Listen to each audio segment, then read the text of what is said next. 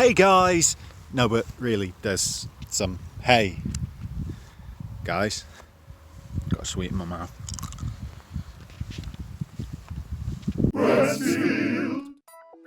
Violent, innovative, atmospheric, Syndicate exploded into the world of gaming in 1993, bringing with it entire cities full of living, breathing people to interact with how you saw fit, usually by shooting them all.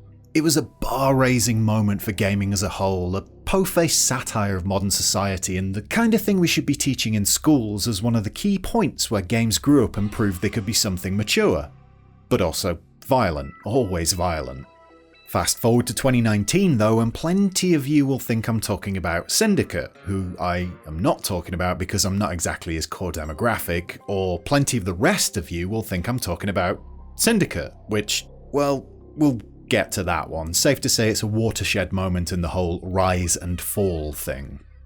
Bullfrog, headed up by Les Edgar and Peter Enthusiastic Predictor Molyneux, had already produced some standout classics like Populous and went on to make titles like Theme Park and Dungeon Keeper. But for me, it's always been Syndicate. What made it so special? What happened to the series as it went along? And why did it all fizzle out so unspectacularly? All these questions, and a few more, I'll probably answer. Either that or I'll quietly play through the original on the Amiga for 7 hours. I've not decided yet.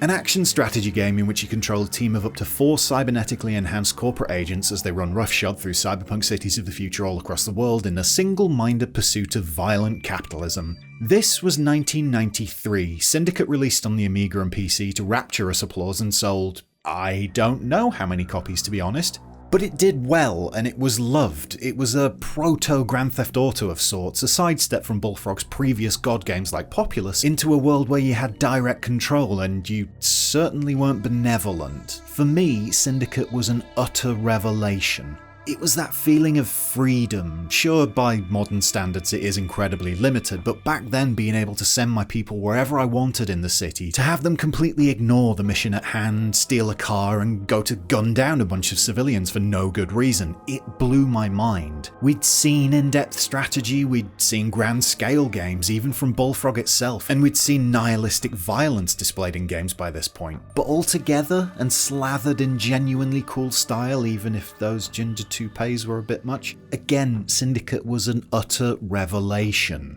It didn't start out life like this, of course, but the general building blocks were there from day one. That said, the name did change a lot. It was known as Bob, or Higher Functions, or Influence, Nexus, Network, Infiltrator, Illegal Tender, Cartel, and Reps, that's Retro-Engineered Persuasive Salesman. And some others. Basically a lot of names were thrown around before Syndicate was landed on, and in the case of Infiltrator, I really think it's for the best. But your general high-level thinking of what Syndicate was going to be was there from the beginning, accompanied by the understandable overambition that comes with designs by a 20-year-old programmer. Sean Cooper, basically the man who made Syndicate, was hardly out of his teen years after all, and in interviews around the 1991 to 92 era, it was clear he had some incredible and unachievable ideas for the game. Cooper told Amiga Power, the world's greatest magazine, back in '91 that the game would have a daily schedule with more traffic at different times of day. Agents would have personalities you'd have to placate, and if you stressed them too much, they might just abandon you. Airports were mentioned, as well as a level based in a jungle, and the fact you couldn't be caught doing dirty work as it would reflect badly on your corporation. There was a lot the team either wanted to or tried to implement, and a lot that ended up on the cutting room floor. Choice aside for a Peter Molyneux quote from 1992 talking about Syndicate, I could tell one of my guys to walk over and steal a car. By adjusting those 3 bars, lowering his aggression and raising intelligence, he'd go to the car, realise it's not his, find the owner, ask for the keys, and drive off quite legally. Or I could send one of my people to play frisbee in the park. Absolute nonsense. But there was still plenty in the finished game: your 4 cyborg agents, the ability to control their reflexes and awareness using drugs pumped into them, a living, breathing city around you, even a level on an oil rig made it in there. A mix of weapons was available, and, key to the series, all civilians had a chip implanted in their heads which could be overridden by a device known as a persuadertron, thus immediately brainwashing them to be on your side and allowing players to amass huge armies of civilians mindlessly fighting for them. Away from the streets, you were able to engage in some classic totalitarianism and R&D to get bigger guns, meaning there was a management aspect on top of it all. Set your taxes too high and people would rebel, set them too low and there wouldn't be enough cash rolling in to get those bigger guns. Run out of agents and it was game over, so you'd take to the streets, Persuadertron in hand, to convince agents from rival syndicates they should pop over to your team. The pre-release ambition was huge and could never have been achieved, but in aiming too high, Syndicate ended up being a lot more complex and in-depth than anyone probably expected for a violent cyberpunk Amiga and PC game in the early 90s. The game's success naturally saw it ported to other formats, and while the likes of the 3DO and Jaguar received relatively faithful versions of the game, it was the one for the SNES and Mega Drive that raised the most eyebrows. More an imitation of the original than anything else, it walked back the gritty aspect and instead turned it more into a vague anime-style romp through a world of toned-down violence and a complete lack of atmosphere. It's no surprise that many of those who played Syndicate back in the day, especially in the States, did so on these consoles and as such have a rather warped view of what the game entailed. It ripped out the soul, took away what made Syndicate special and, ironically, was the result of corporate meddling on the part of publisher EA. It wasn't quite the fall for the series just yet, but it was certainly a huge misstep. At the same time, the artwork for the Super Famicom version is incredible, and that's why I own a copy of it. Meanwhile, back on the home format, Syndicate received an add-on in the shape of American Revolt, a mission pack also out in 1993 which saw North, Central and South America's people rise up and take their land back, necessitating another session of hostile takeovers. While it added a couple of new weapons and limited multiplayer on PC, the rather ludicrous difficulty of it all kept many at arm's length. My purchase of the mission disc via the pages of Amiga Format magazine remained largely unplayed even with cheats activated. It wasn't the best follow-up for the game, and it really hammered home that a sequel would have to be something pretty bloody special. By 1996, the hype was at fever pitch, and Bullfrog in its mid-90s form had to deliver on the promise of Syndicate's sequel, as well as on plenty of promises made by Peter Molyneux, like the one where he said the sequel's in-game video screens would be able to play footage directly from DVD drives on your PC, even though consumer DVD drives either weren't available by that point or were and cost many thousands of pounds. Oh, Peter. Anyway, Syndicate Wars managed to survive these hype bombs, or lies as you might call them, making itself known on PC and PlayStation in 96 and 97 respectively, though it was originally planned as a PlayStation exclusive. Still, what a step up for the series it was, taking the attitude of the original, the nihilism and rough satire of corporate culture, the general theme of a multi-cyborg team, and an open city for missions to take place in, and just upping the ante. Added in alongside rival syndicates was the Church of the New Epoch, a religious cult you were also able to play as in a secondary scenario, and a third group known as the Punks or Unguided. These thuggish oafs lacked the control chips every other individual in the world had installed in them, meaning they, well, weren't controlled, and so had revolted against the messed up world around them. Originally there was meant to be a third campaign in which you controlled the Punks, but this never came to pass.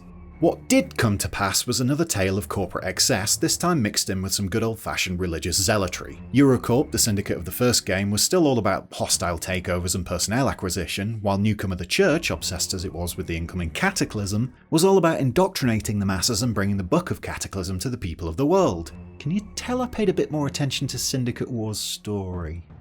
Technically it was a big step up too, with full 3D cities to explore and cause chaos in thanks to, of all things, the Magic Carpet engine. One big tick in the cool column was the destruction mechanic, which allowed you to destroy pretty much any building so long as you had the requisite firepower to hand. This led to some wonderfully emergent situations in which flying cars carrying high explosives would careen down into a busy street, blasting everyone in the immediate vicinity and levelling buildings at the same time.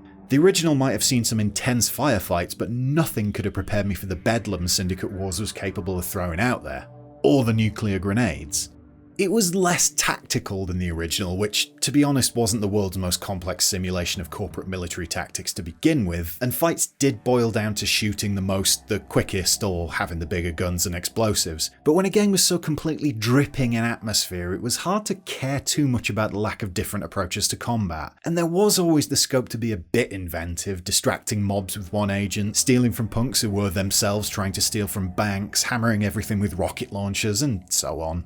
A deeper focus on action and a much moodier, muddier tone to the visuals didn't detract in the slightest, and while there were some issues with both performance on the PC and the frankly ridiculous control scheme on the PlayStation pad, I genuinely only remember the controls because of much practice muscle memory kicking in, Syndicate Wars was another success for the series. A version on the Sega Saturn was apparently completed but dropped.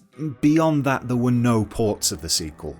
Honestly, that should have shown us where EA's priorities were at following its 1995 acquisition of Bullfrog. Times were changing, and they were not moving in a favourable fashion for hyper-violent, unsubtle anti-corporate satire. The fall was coming, but first... The void felt after Syndicate Wars was felt hard and lasted a long time, with even Molyneux himself probably not lying when he said around 2006, "I really would love to redo a version of Syndicate, it was probably one of my favourites." But it wasn't to be. Bullfrog had ceased to exist in 2001, and both the original Syndicates were little more than a memory. The rubbish Mega Drive version appeared on the otherwise excellent EA Replay on PSP in 2006, maybe that's what got Pete's brain on the subject, but generally speaking the series was largely ignored before its digital re-releases on platforms like GOG. G-O-G. It wasn't for the want of trying, as spin-off had been in the works at Bullfrog back in the mid-90s. Called Creation, it would have seen players battling rival corporations for supremacy on an alien planet covered in water, using modified Persuadertron technology to control the native sea life, so a proxy war using dolphins and stuff. No idea. It was in the works at Bullfrog for about 5 or 6 years and reached a stage where it was playable and the devs were happy with the real-time strategy and resource management mix. Then an EA bod simply said submarine games don't sell, so its end was less corporate intrigue, more monstrous bastards. There were other attempts at Bullfrog to continue the series, one popping up straight after Dungeon Keeper 2 released in 1999, but none bar one passed a few months basic planning. The one that did get a bit further was to be a PS2 exclusive, which saw about a year's worth of work done on it and a bit of concept art put out to the public sometime after its cancellation. And concept art is all we'll ever get of that one, which was set to feature a free-roaming city and 3 main factions because it was, as I just spoiled, mega cancelled just like the rest. It seemed EA was resolutely against the idea of bringing us a new Syndicate game, and we would have to live off those past Bullfrog glories, trying to ignore the fact the publisher was sitting on a slice of fried gold with the license. By 2012, a lot of us ended up wishing things had stayed that way. There was a time I loved Starbreeze. I'm sure plenty of you are the same. The studio behind the Chronicles of Riddick Escape from Butcher Bay and The Darkness had an impeccable style about its games, and they played rather fantastically too, blending unique elements with existing genres, making for, say, amazing stealth combat in Riddick or a desire to smash every light bulb in the world in The Darkness. It was a fine studio to make atmospheric first-person shooters or stealthier takes on the shooter. It wasn't an obvious choice for a tactical violence simulator. It's of little surprise then, at least in hindsight, that Starbreeze's take on Syndicate, handed to the studio by EA, was an atmospheric first-person shooter with, well, without much in the way of uniqueness, let's be honest. While Starbreeze's CEO, Mikhail Nurmark, lamented to Edge after the game's launch that it was a no-win situation for the studio, the fact is this was not what needed to be done with the license. Alright, that's an opinion, but if I say the fact is, then it sounds more impactful. Also, it's my opinion, so to me it is fact. But I digress. Syndicate's 2012 reboot came to PS3, Xbox 360 and PC, and I will be surprised if it ever gets a remaster or re-release because it was a complete letdown and the sort of instantly forgettable thing you struggle to recall even while playing it. Set in the universe Syndicate and Wars had established, it put players in the cyber boots of an agent uncovering a corporate conspiracy and la-di-blah-di-wah, basic straightforward stuff. It had a fitting look and was most definitely stylish, as well as well presented and with some superb voice actors like the ever-lovable Michael Wincott and the ever-everywhere Brian Cox, though not the one who talks northernly about planets. It just wasn't a very good game. It wasn't bad, not by a long shot, it just couldn't hold a candle to other shooters that had released by that point, even shooters released by Starbreeze itself. It was, shockingly, really very boring. And to make matters worse, there was no reason for it to have the Syndicate brand slapped on it. This could have been any futuristic nonsense with any hovercars and any are the good guys really bad non-intrigue going on in the story. Nurmark said it was no win because, and I quote, "If we didn't do an exact copy of the game, they'd hate us. If we did do an exact copy, they'd say we didn't innovate." But that's bunk. Both previous games were tactical shooters, not mind-numbing FPSs, and you absolutely cannot blame fans for hoping, expecting, more of what had come before. It was a misstep, and it didn't meet anybody's expectations. There was no specific audience for the game in mind, and it sold about 150,000 copies. That was, in EA terms, quite a shocking failure for a game. While by no means the worst example of a series going off the rails, Syndicate in 2012 is nonetheless a personal low point for me. As a series I grew up adoring turned into another faceless, identity-lacking shooter with no depth and a superficial personality stacked on top of it all. Worse than that, it killed the series stone dead, and would you believe it, it's because of more of that loving corporate embrace. You don't sell, you don't get to live. Simple and strangely fitting. But while the main Syndicate series might have angled its nose directly towards the nearest mountain in a bewildering display of self-unpreservation, the spirit of the series was revived in 2015. Mike Diskett, lead programmer on Syndicate Wars, started up both a dev team, 5 Live Studios, and a Kickstarter for something called Satellite Rain, cunningly playing on the name of a weapon in the second game. This would be, the tacit promise went, the direct sequel to Syndicate Wars we all wanted so very much but weren't about to get. If XCOM, XCOM, was able to survive being turned into a middling shooter before being revived as a world-beating strategy game, surely Syndicate could enjoy the same fate, except with a different name. The 2013 Kickstarter project was a success, bringing in £460,000 from a $350 target. There was still interest. There was still hope. A couple of years later, the game arrived to a somewhat muted response, but there was definitely something to it. It evoked a spirit of Syndicate and offered a glimpse of the sorts of things we could maybe do were we to get a full-on modern sequel. But at the same time, it was very much its own beast.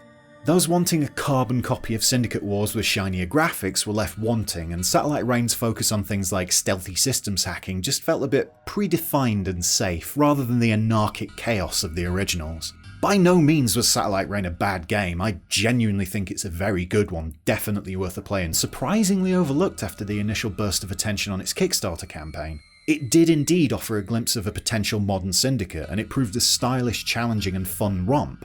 It just wasn't Syndicate. And then? Nothing.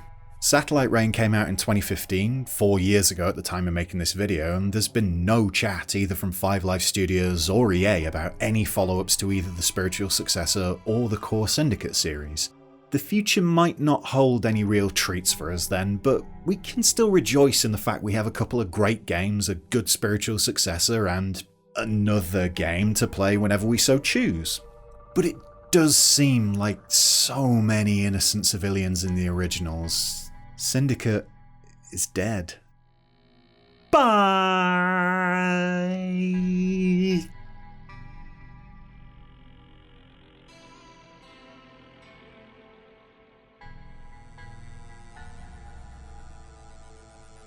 Keep moving. Cataclysm.